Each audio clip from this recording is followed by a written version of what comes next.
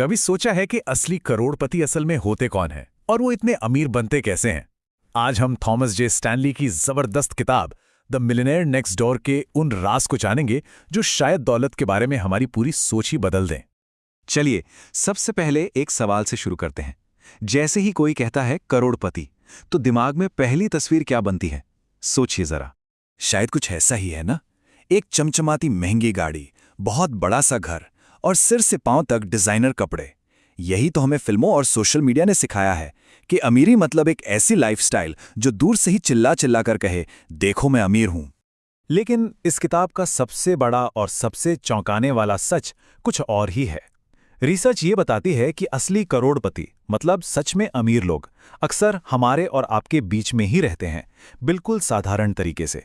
वो अमीर दिखने की कोशिश ही नहीं करते। तो फिर ये सब काम कैसे करता है? मतलब अगर वो दिखावा नहीं करते तो पैसा जाता कहाँ है?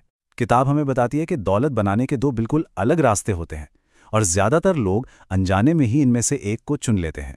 किताब के मुताबिक लोग दो तरह के होते हैं। एक तरफ हैं UAWs यानी अंडर अक्यूमुलेटर्स ऑफ वेल्थ। ये वो लोग हैं जो कमाते तो बहुत हैं पर सारा पैसा एक महंगी लाइफस्टाइल मेंटेन करने में उड़ा देते हैं। नतीजा, इनकी असली संपत्ति मतलब नेटवर्थ बहुत कम रह जाती है। और दूसरी तरफ हैं PAWs यानी प्रोडिजियस अक्यूमुलेटर्स ऑफ वेल्थ। ये लोग सादा जीवन जीते हैं और अपनी कमाई का एक बड़ा हिस्सा बचाकर उसे इन्वेस्ट करते हैं। और यही वो लोग हैं जो धीरे धीरे चुपचाप असली करोड़पति बन जाते हैं। तो सवाल ये है कि ये पॉज यानी असली अमीर लोग आखिर ऐसा क्या अलग करते हैं? इस किताब ने उनकी 7 सबसे जरूरी आदतों की पहचान की है। चलिए एक एक करके इनके इन राज को समझते हैं। सबसे पहला और सबसे जरूरी नियम। सुनने में ये बहुत ही सीधा और आसान लगता है ना?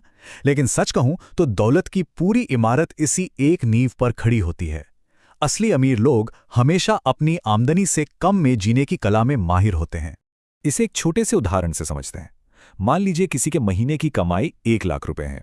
ये एक अच्छी खासी आमदनी है, लेकिन असली खेल तो इसके बाद शुरू होता है कि इस पैसे का होता क्या है।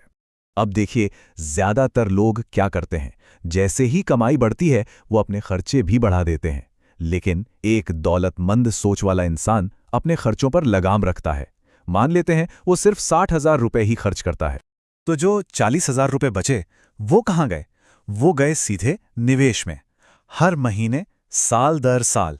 और यही रकम कंपाउंडिंग की ताकत से वक्त के साथ एक बहुत बड़ी दौलत बन जाती है। असल में अमीर बनने का राज इसी फासले में छिपा है, कमाई और खर्च के बीच का फासला। ये नियम तो सीधा सीधा हमारे दिमाग में बसी अमीर की इमेज पर ही सवाल उठाता है। किताब बताती है कि ज्यादातर करोड़पति पुरानी या फिर एक साधारण शिकार चलाते हैं। वो ब्रांडेड चीजों के पीछे नहीं भागते और ऐसे घरों में रहते हैं जहां कोई उन्हें देखकर कह भी नहीं सकता कि ये इतने अमीर होंगे। क्यों? क्योंकि उनका लक्ष्य अमीर दिखना नहीं बल्कि असल में अमीर बनना होता है। तो उनके लिए असली अमीरी का मतलब क्या है? क्या समाज में रुतबा? नहीं, उनके लिए सबसे बड़ी दौलत है फाइनेंशियल फ्रीडम। मतलब एक ऐसी स्टेज पे पहुंचना जहां उन्हें पैसा कमाने के लिए काम करने की मजबूरी ना हो। वो काम अपनी मर्जी से कर सकें, जरूरत के लिए नहीं। यही असली आज़ादी है। एक और बहुत जरूरी बात, अमीर बनना कोई लॉटरी का टिकट नहीं है। दौलत बनाने में वक्त लगता है। ये धीरे धीरे सब्र के साथ होता है। रिसर्च में पाए गए ज्यादातर करोड़पति 20, 30, यहां तक कि 40 सालों तक लगातार बचत और निवेश करने के बाद उस मुकाम पर पहुंचे हैं। अगले 2 नियम भी बहुत दिलचस्प हैं। पहला, रिसर्च में यह पाया गया कि ज्यादातर करोड़पति नौकरी पेशा नहीं बल्कि अपने बिजनेस के मालिक थे। क्यों? क्योंकि बिजनेस में कमाई की कोई ऊपरी सीमा नहीं होती। और दूसरा, वो अपने बच्चों को पैसे की कीमत तो सिखाते हैं, लेकिन उन्हें इतना पैसा नहीं देते कि वो काम करना ही बंद कर दें। वो उन्हें आत्मनिर्भर बनाते हैं। और 7वां और आखिरी नियम, जो इन सभी नियमों को एक साथ जोड़ता है, असली अमीर लोग अपने पैसे को लेकर बहुत डिसिप्लिन्ड होते हैं। वो अपने हर रुपए का हिसाब रखते हैं, महीने का बजट बनाते हैं और अपने भविष्य के लिए लॉन्ग टर्म प्लान तैयार करते हैं। उनकी दौलत कोई इत्तेफाक नहीं बल्कि एक सोची समझी प्लानिंग का नतीजा है। तो इन सभी नियमों का निचोड़ क्या है? आखिर ये किताब हमें दौलत के बारे में क्या सिखाना चाहती है? ये हमें दौलत को देखने का एक बिल्कुल नया नजरिया देती है।